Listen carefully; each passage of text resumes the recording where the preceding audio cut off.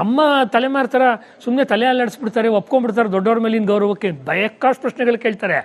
ಅವರು ಕೂಡ RSSಗೆ ಹೋಗ್ತಿದ್ದಾರೆ ಅಂದರೆ ನಮ್ಮ ಮಾನ್ಯ ಉಪಮುಖ್ಯಮಂತ್ರಿಗಳು ಕೂಡ DK ಶಿವಕುಮಾರು ಅವರು ಅಸೆಂಬ್ಲಿನಲ್ಲಿ ನಮಸ್ತೆ ಸದಾವತ್ಸರ ಒಂದ್ಸತಿ ಹೇಳೇಬಿಟ್ರು ಅಲ್ವಾ, ಅಲ್ಲ ಕ್ಷಮೆ ಕೇಳಿಬಿಟ್ರು. ಪಾಪ ಅವ್ರಿಗೆ ಅದನ್ನು ಸಮರ್ಥಿಸ್ಕೊಳ್ಳೋಕೆ ಅವರಿಗೆ ಸಾಕಾಗಲಿಲ್ಲ. ಅವರು ರಾಜಕೀಯ ಬಿಡಿ, ನಾನು ಅವರ ರಾಜಕೀಯ ಜೀವನದ ಬಗ್ಗೆ ಏನು ಹೇಳಲ್ಲ.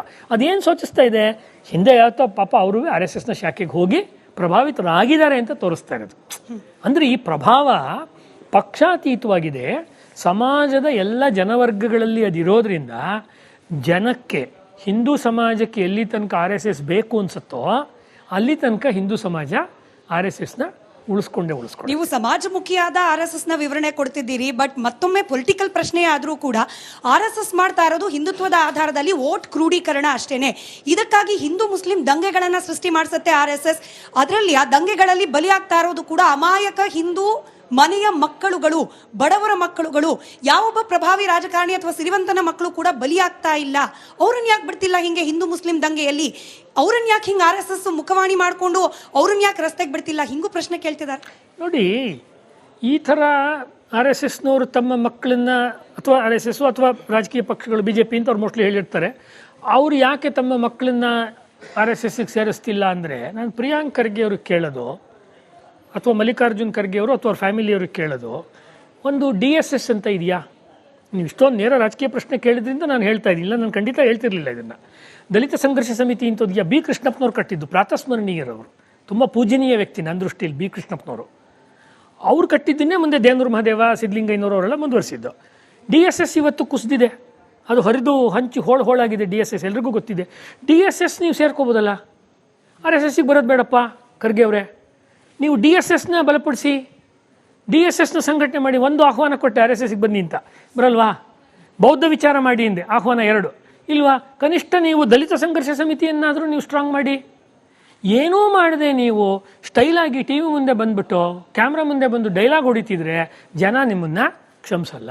ಇದು RSSನ ಸ್ವಯಂ ಸೇವಕರಾಗಿರುವ 1, 2, 3 ಪೀಳಿಗೆಗಳವರು, ರಾಜಕೀಯ ಮುಖಂಡರುಗಳು ಸೇರಿದಂತೆ ಯಾರ್ಯಾರು RSSನಲ್ಲಿ ಭಾಗವಹಿಸ್ತಾ ಇದ್ದಾರೆ ಅಂತ ದಿನಾ ಫೇಸ್ಬುಕ್ಕಲ್ಲಿ ಫೋಟೋ ಹಾಕ್ತಾ ಇದ್ದಾರೆ. ನೀವು ಯಾರ್ಯಾರು ನೋಡ್ಬೋದು, 3 ಪೀಳಿಗೆ 4 ಪೀಳಿಗೆ ಹಾಕ್ತಾ ಇದ್ದಾರೆ. ಹಾಗಾಗಿ ಕಾಂಗ್ರೆಸ್ನ ವಿಷಯದಲ್ಲಿ ಇವರು ಭಾಳ ಹಗುರವಾಗಿ ಹೇಳ್ಬೋದಲ್ವಾ, ನೀವೆಲ್ಲ ಏನು ಮಾಡಿಬಿಟ್ರಿ, ನೀವು ನಿಮ್ಮ ಮಕ್ಕಳನ್ನ ಕಳಿಸ್ತಾ ಇಲ್ವಲ್ಲ ಅನ್ನೋ ರೀತಿಯಲ್ಲಿ ಹೇಳ್ದಂತೆ ಸಂಘದ ಹೆಸರಲ್ಲಿ ಹೇಳೋಕ್ಕಲ್ಲ. ಯಾಕೆ ಅಂದರೆ it self is A wrong equation. ನೀವು BJP ಕೇಳೋ ಪ್ರಶ್ನೆನ RSSಗೆ ಕೇಳೋಕ್ಕಾಗಲ್ಲ.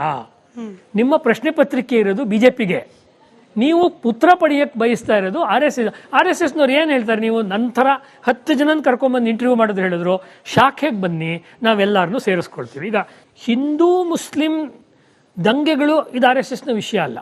ಮತ್ತು ನಮ್ಮ ದೇಶದಲ್ಲಿ ಹಿಂದೂ ಮುಸ್ಲಿಂ ದಂಗೆ ಅನ್ನೋದು ಮಾಧ್ಯಮದವ್ರು ಮಾಡಿರೋ ತಪ್ಪು. ಇದನ್ನು ನಾನು ಮಾಧ್ಯಮದಲ್ಲೇ ಹೇಳೋಕ್ಕೆ ಇಷ್ಟಪಡ್ತೀನಿ. ಯಾಕೆ ಅಂದರೆ ಹಿಂದೂಗಳು ಯಾವತ್ತೂ ಮೊದಲು ಹೊಡೆದಿಲ್ಲ ಯಾರಿಗೂ ಇಡೀ ಇತಿಹಾಸದಲ್ಲಿ. ಆತ್ಮರಕ್ಷಣೆಗೋಸ್ಕರ ಸಾಧ್ಯನೇ ಇಲ್ಲ ಅಂದಾಗ, ಆ ಕಡೆಯಿಂದ ಹೊಡೆತ ಬಿದ್ದಾಗ ಮುಸ್ಲಿಂ ಸಮುದಾಯಗಳಿಂದ ಆತ್ಮರಕ್ಷಣೆಗೆ ಅವರು ಹೊಡೆತ ಕೊಟ್ಟು ಆಮೇಲೆ ಅದಕ್ಕೆ ಮೀಡಿಯಾದಲ್ಲಿ ಬರಬೇಕಾದ್ರೆ, ಮೀಡಿಯಾ ಅಂದರೆ ಇನ್ನೂ TV ಇರಲಿಲ್ಲ ಆ ಕಾಲದಲ್ಲಿ, ನ್ಯೂಸ್ ಪೇಪರ್ಗಳಲ್ಲಿ ಹಿಂದೂ ಮುಸ್ಲಿಂ ರೈಟ್ಸ್ ಅಂತ ಮಾಡಿದ್ರಲ್ಲ, ಇದೂ ಒಂದು ಕುತಂತ್ರವೇ. ಇದೇನು ಹೇಳಬೇಕು, ಮುಸ್ಲಿಮರು ಹೊಡೆಯಕ್ಕೆ ಬಂದ ಹಿಂದೂಗಳು ಆತ್ಮರಕ್ಷಣೆ ಮಾಡಿಕೊಂಡ್ರು ಅಂತ. ರಾಜಕೀಯ ಓಟುಗಳಾಗಿ ಕ್ರೋಢೀಕರಣ ಅಲ್ಲ, ನಿಮ್ಮ ಪ್ರಶ್ನೆ ಅದೊಂದು ಪಾಯಿಂಟ್ ಇತ್ತು. ಹಿಂದೂ ವೋಟ್ ಅನ್ನೋದು ರಾಜಕೀಯವಾಗಿ ಕ್ರೋಢೀಕರಣ ಆಗೋದು ಒಳ್ಳೆಯದೇ ಅಲ್ವಾ? ಇವರು ಅದನ್ನೇ ಮಾಡ್ತಾ ಇದ್ದಾರಲ್ವ, ಬೇರೆ ಬೇರೆ ಗುಂಪುಗಳ ವೋಟ್ಗಳನ್ನು ಕ್ರೋಢೀಕರಣ. ಹಿಂದೂ ವೋಟನ್ನು RSS ಕ್ರೋಢೀಕರಣ ಮಾಡ್ತಾ ಇದ್ರೆ ನೀವು ಮಾಡಿ. ಹಿಂದೂಗಳನ್ನು ನೀವು ಒಲಿಸ್ಕೊಂಡ್ರೆ ಕೇಂದ್ರದಲ್ಲಿ ಅಥವಾ ರಾಜ್ಯದಲ್ಲಿ ತುಂಬ ವರ್ಷ ಇರೋದಾದರೆ ನೀವು ಹಿಂದೂ ಪೊಲಿಟಿಕ್ಸ್ ಮಾಡಿ, ನಾನು ಸಪೋರ್ಟ್ ಮಾಡ್ತೀನಿ ಕಾಂಗ್ರೆಸ್ನವಾಗ. ಹಿಂದೂಗಳನ್ನು ನೀವು ಒಲಿಸ್ಕೊಂಡ್ರೆ ಕೇಂದ್ರದಲ್ಲಿ ಅಥವಾ ರಾಜ್ಯದಲ್ಲಿ ತುಂಬ ವರ್ಷ ಇರೋದಾದರೆ ನೀವು ಹಿಂದೂ ಪೊಲಿಟಿಕ್ಸ್ ಮಾಡಿ, ನಾನು ಸಪೋರ್ಟ್ ಮಾಡ್ತೀನಿ ಕಾಂಗ್ರೆಸ್ನವಾಗ. ನಮ್ಮ ತಲೆಮಾರು ಥರ ಸುಮ್ಮನೆ ತಲೆ ಅಲ್ಲಾಡಿಸ್ಬಿಡ್ತಾರೆ, ಒಪ್ಕೊಂಡ್ಬಿಡ್ತಾರೆ ದೊಡ್ಡವ್ರ ಮೇಲಿನ ಗೌರವಕ್ಕೆ, ಬೇಕಾಷ್ಟು ಪ್ರಶ್ನೆಗಳು ಕೇಳ್ತಾರೆ. ಅವರು ಕೂಡ RSSಗೆ ಹೋಗ್ತಿದ್ದಾರೆ ಅಂದರೆ ನಮ್ಮ ಮಾನ್ಯ ಉಪಮುಖ್ಯಮಂತ್ರಿಗಳು ಕೂಡ DK ಶಿವಕುಮಾರು ಅವರು ಅಸೆಂಬ್ಲಿನಲ್ಲಿ ನಮಸ್ತೆ ಸದಾವತ್ಸರ ಒಂದ್ಸತಿ ಹೇಳೇಬಿಟ್ರು ಅಲ್ವಾ, ಅಲ್ಲ ಕ್ಷಮೆ ಕೇಳಿಬಿಟ್ರು. ಪಾಪ ಅವ್ರಿಗೆ ಅದನ್ನು ಸಮರ್ಥಿಸ್ಕೊಳ್ಳೋಕೆ ಅವರಿಗೆ ಸಾಕಾಗಲಿಲ್ಲ. ಅವರು ರಾಜಕೀಯ ಬಿಡಿ, ನಾನು ಅವರ ರಾಜಕೀಯ ಜೀವನದ ಬಗ್ಗೆ ಏನು ಹೇಳಲ್ಲ. ಅದೇನು ಸೂಚಿಸ್ತಾ ಇದೆ, ಹಿಂದೆ ಯಾವತ್ತೋ ಪಾಪ ಅವರು RSSನ ಶಾಖೆಗೆ ಹೋಗಿ ಪ್ರಭಾವಿತರಾಗಿದ್ದಾರೆ ಅಂತ ತೋರಿಸ್ತಾ ಇರೋದು. ಅಂದರೆ ಈ ಪ್ರಭಾವ ಪಕ್ಷಾತೀತವಾಗಿದೆ, ಸಮಾಜದ ಎಲ್ಲ ಜನವರ್ಗಗಳಲ್ಲಿ ಅದಿರೋದ್ರಿಂದ ಜನಕ್ಕೆ, ಹಿಂದೂ ಸಮಾಜಕ್ಕೆ ಎಲ್ಲಿ ತನಕ RSS ಬೇಕು ಅನ್ಸುತ್ತೋ ಅಲ್ಲಿ ತನಕ ಹಿಂದೂ ಸಮಾಜ RSSನ ಉಳಿಸ್ಕೊಂಡೇ. ನೀವು ಸಮಾಜಮುಖಿಯಾದ RSSನ ವಿವರಣೆ ಕೊಡ್ತಿದ್ದೀರಿ, ಬಟ್ ಮತ್ತೊಮ್ಮೆ ಪೊಲಿಟಿಕಲ್ ಪ್ರಶ್ನೆ ಆದರೂ ಕೂಡ RSS ಮಾಡ್ತಾ ಇರೋದು ಹಿಂದುತ್ವದ ಆಧಾರದಲ್ಲಿ ವೋಟ್ ಕ್ರೋಢೀಕರಣ ಅಷ್ಟೇನೆ. ಇದಕ್ಕಾಗಿ ಹಿಂದೂ ಮುಸ್ಲಿಂ ದಂಗೆಗಳನ್ನ ಸೃಷ್ಟಿ ಮಾಡಿಸುತ್ತೆ RSS. ಅದರಲ್ಲಿ ಆ ದಂಗೆಗಳಲ್ಲಿ ಬಲಿಯಾಗ್ತಾ ಇರೋದು ಕೂಡ ಅಮಾಯಕ ಹಿಂದೂ ಮನೆಯ ಮಕ್ಕಳುಗಳು, ಬಡವರ ಮಕ್ಕಳುಗಳು. ಯಾವೊಬ್ಬ ಪ್ರಭಾವಿ ರಾಜಕಾರಣಿ ಅಥವಾ ಸಿರಿವಂತನ ಮಕ್ಕಳು ಕೂಡ ಬಲಿಯಾಗ್ತಾ ಇಲ್ಲ. ಅವ್ರನ್ನ ಯಾಕೆ ಬಿಡ್ತಿಲ್ಲ ಹಿಂಗೆ ಹಿಂದೂ ಮುಸ್ಲಿಂ ದಂಗೆಯಲ್ಲಿ? ಅವ್ರನ್ನ ಯಾಕೆ ಹಿಂಗೆ RSS ಮುಖವಾಣಿ ಮಾಡಿಕೊಂಡು ಅವ್ರನ್ನ ಯಾಕೆ ರಸ್ತೆಗೆ ಬಿಡ್ತಿಲ್ಲ? ಹಿಂಗೂ ಪ್ರಶ್ನೆ ಕೇಳ್ತಿದ್ದಾರೆ. ನೋಡಿ, ಈ ಥರ RSSನವರು ತಮ್ಮ ಮಕ್ಕಳನ್ನ ಅಥವಾ RSS ಅಥವಾ ರಾಜಕೀಯ ಪಕ್ಷಗಳು BJP ಅಂತ ಅವ್ರು ಮೋಸ್ಟ್ಲಿ ಹೇಳಿರ್ತಾರೆ, ಅವ್ರು ಯಾಕೆ ತಮ್ಮ ಮಕ್ಕಳನ್ನ RSSಗೆ ಸೇರಿಸ್ತಿಲ್ಲ ಅಂದರೆ, ನಾನು ಪ್ರಿಯಾಂಕ್ ಖರ್ಗೆ ಅವ್ರಿಗೆ ಕೇಳೋದು ಅಥವಾ ಮಲ್ಲಿಕಾರ್ಜುನ್ ಖರ್ಗೆ ಅವರು ಅಥವಾ ಅವ್ರ ಫ್ಯಾಮಿಲಿಯವ್ರಿಗೆ ಕೇಳೋದು, ಒಂದು DSS ಅಂತ ಇದೆಯಾ? ನೀವು ಇಷ್ಟೊಂದು ನೇರ ರಾಜಕೀಯ ಪ್ರಶ್ನೆ ಕೇಳಿದ್ರಿಂದ ನಾನು ಹೇಳ್ತಾ ಇದ್ದಿಲ್ಲ, ನಾನು ಖಂಡಿತ ಹೇಳ್ತಿರ್ಲಿಲ್ಲ ಇದನ್ನು. ದಲಿತ ಸಂಘರ್ಷ ಸಮಿತಿ ಇಂಥದ್ದು B ಕೃಷ್ಣಪ್ಪನವ್ರು ಕಟ್ಟಿದ್ದು, ಪ್ರಾತಸ್ಮರಣೀಯರವರು, ತುಂಬ ಪೂಜನೀಯ ವ್ಯಕ್ತಿ ನನ್ನ ದೃಷ್ಟಿಯಲ್ಲಿ B ಕೃಷ್ಣಪ್ಪನವರು. ಅವ್ರು ಕಟ್ಟಿದ್ದನ್ನೇ ಮುಂದೆ ದೇವೇಂದ್ರ ಮಹಾದೇವ, ಸಿದ್ಧಲಿಂಗಯ್ಯನವರು ಅವರೆಲ್ಲ ಮುಂದುವರಿಸಿದ್ದು. DSS ಇವತ್ತು ಕುಸಿದಿದೆ, ಅದು ಹರಿದು ಹಂಚಿ ಹೋಳಾಗಿದೆ. DSS ಎಲ್ರಿಗೂ ಗೊತ್ತಿದೆ. DSS ನೀವು ಸೇರ್ಕೋಬೋದಲ್ಲ, RSSಗೆ ಬರೋದು ಬೇಡಪ್ಪ ಖರ್ಗೆ ಅವರೇ. ನೀವು DSSನ ಬಲಪಡಿಸಿ, DSSನ ಸಂಘಟನೆ ಮಾಡಿ. ಒಂದು ಆಹ್ವಾನ ಕೊಟ್ಟೆ RSSಗೆ ಬನ್ನಿ ಅಂತ, ಬರಲ್ವಾ? ಬೌದ್ಧ ವಿಚಾರ ಮಾಡಿ ಹಿಂದೆ ಆಹ್ವಾನ 2 ಇಲ್ವಾ? ಕನಿಷ್ಠ ನೀವು ದಲಿತ ಸಂಘರ್ಷ ಸಮಿತಿಯನ್ನಾದರೂ ನೀವು ಸ್ಟ್ರಾಂಗ್ ಮಾಡಿ.